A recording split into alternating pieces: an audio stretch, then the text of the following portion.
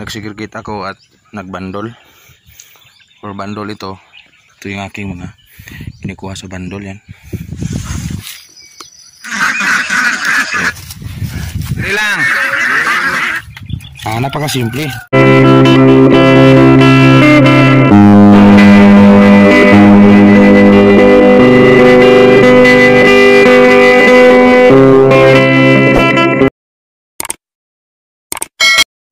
Sakto morning mga kasakto. So kasakto, update tayo sa ating sitawan. So ngayon marami yung nahuli sa ikalimang harvest. So sa ikalimang harvest guys, marami-rami naman yung kasunod.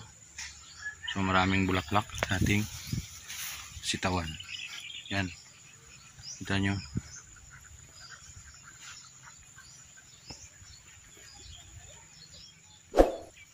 So maraming bulaklak, marami rin kasunod na bunga. Again, hindi natin kinuha yung mga medyo maliit talaga. Yung kinukuha natin is yung malaki-laki lang. So ito yung ating nakuha ngayon. So same lang sa nasundang harvest ni fourth harvest. So almost magkatulad lang yung rami at quality. Same pa rin. So yan yung ating sitaw na Star Premium. So ang naka ganda lang ito guys is birding verde. Ito for segregation, hindi talaga perfect yan. May mga uod at may mga matured. Ito nagsegregate ako at nagbandol or bandol. Ito yung aking mga kinikuha sa bandol. Yan. Ito.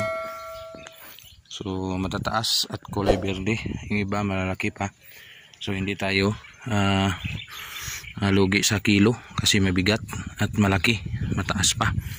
So ito yung nakagandahan ni sitaw guys sa ganitong variety. Kasi yun guys, hindi tayo binayaran ni Condor dito, nagpo-promote.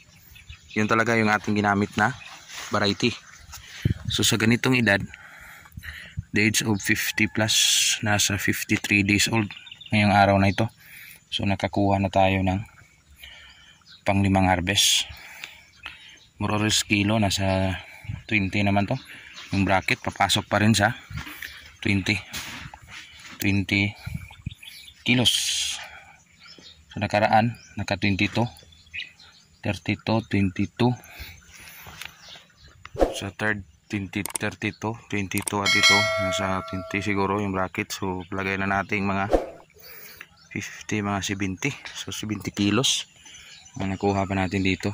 Hindi kasali yung first, second na harvest. Third, konti lang kasi yun.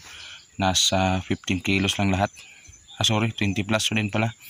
So nasa 80 plus na ito. 20, 90, mga almost 100 kilos na nakuha natin sa ating sitaw. 100 plus kilos. Ito lang yung sitawan natin, napakaliit lang. Ilang puno lang to. So again, sulitin natin. Yan, nakikita nyo sa screen yung ating sitaw, yung variety Star Premium ng Condor. So patuloy yung pagkain. Bukas linisan naman to at bigyan ng pagkain. Sa ganon may na-harvest tayo, patuloy sa bigay ng bunga at patuloy din natin siyang pinapakain. Kasi yung bunga guys, yung ating binibigay na pagkain, so nagka-convert yun na bunga. So, ang rami, isang puno. So ito 2 days ano naman to, pwede naman itong makuha. So yun ang nakagandahan sitaw guys, kasi maya maya pitasan. So yan marami pang naiiwan dito. Kaso yung edad niya hindi angkop-angkop sa harvest. Nag-aagaw balag ba yung iba. Yan. So yung bubong kasi niya guys, hindi ko in-straight na bubong rito kasi mahirapan din ako sa talbos niya ito. Hindi ko nilagyan ng bubong. Ini-interval ko kasi pag haboy ko ng spray, pag tapo ng spray yung nozzle, mahirapan ako sa pagtira. So ang kagandahan ni sitaw guys, kung matamaan mo lang yung kanyang talbos, yung synthetic na insecticide, yun ang pinakamalaking tulong ngayon. Kasi yung kanyang talbos, gaya nito, talbos ito, maraming talbos, maraming bunga oh. So, ilan kaya oh, marami doon pa sa ilalim oh. Sa ano yan guys, sa unang roof, unang bubong ng ating Star Premium. Yan ang ating sitaw yan. So yung bubong niya is nagsimula pang umakyat yung bunga. So ano pa kaya kung bubunga na yon sa taas at sa ilalim sasabay sila. So baka tama yung sinabi nila na mag times 2, times 3 pa yung bigay na bunga. So maraming salamat doon sa mga mentor natin, especially Jufel the Farmer. Gaw, kung wala ka gaw, hindi natin ito matanim. Laking tulong ng ating kaibigan din na totoo talagang nabubuhay sa farming.